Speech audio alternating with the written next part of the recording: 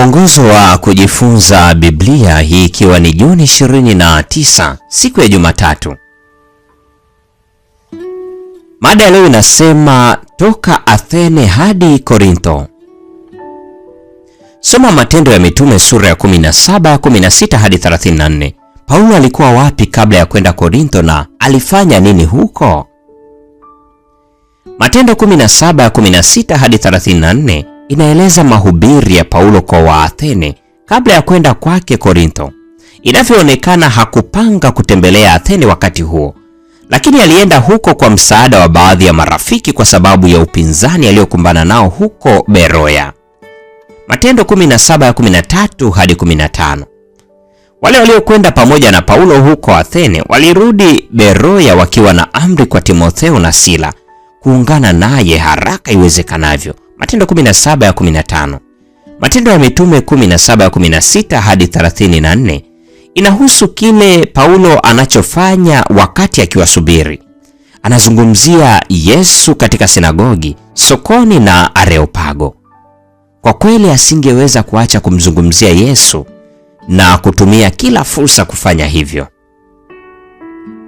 Soma Matendo 18 aya ya kwanza hadi 11. Paulo anafanya nini anapofika Korintho na wakati wote wa kukaa kwake katika mji huo? Paulo alienda Korintho wakati safari yake ya pili ya kimisionari. Luka anatujulisha kwamba Paulo alikaa huko mwaka 1.5. Kama kawaida, Paulo anaanza kazi yake ya umisionari katika sinagogi. Matendo 18 aya ya 4 hadi ya 6. Matendo ya Mitume 17 aya ya kwanza na ya pili inataja kwamba hiyo ilikuwa desturi yake. Alifuata mkakati wa kwa Myahudi kwanza, Warumi 1:16, Matendo 13:46, sawa na vile Yesu alivyowaamuru mitume wake. Tazama Matendo 1 aya 8. Hatimaye Sila na Timotheo walipojiunga naye huko Korintho, akasongwa sana na lile neno, akiwashuhudia Wayahudi ya kwamba Yesu ni Kristo. Matendo 18 aya 5. Wakati wa kukaa kwake Korintho, alikuwa na shughuli nyingi, akifundisha kati yao neno la Mungu. Matendo 18 aya 11. Ilikuwa ni katika muktadha huu pia kwamba alieleza yale maneno maarufu kwamba niliazimu nisijue neno lolote kwenu wa Korintho ila Yesu Kristo naye amesulubiwa. Wakorintho wa kwanza sura ile ya pili aya pili.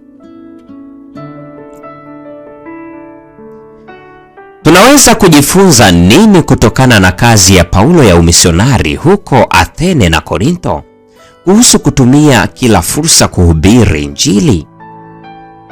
Fikiria kuhusu fursa zako za kumshiriki Yesu na wengine na jinsi ya kuzitumia.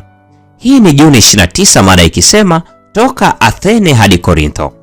Na kwa nukta hiyo ndio tunakuwa tumefikia tamati ya tafakari ya mada hii siku ya leo. Mungu atubariki sote na nikutakie tafakari njema.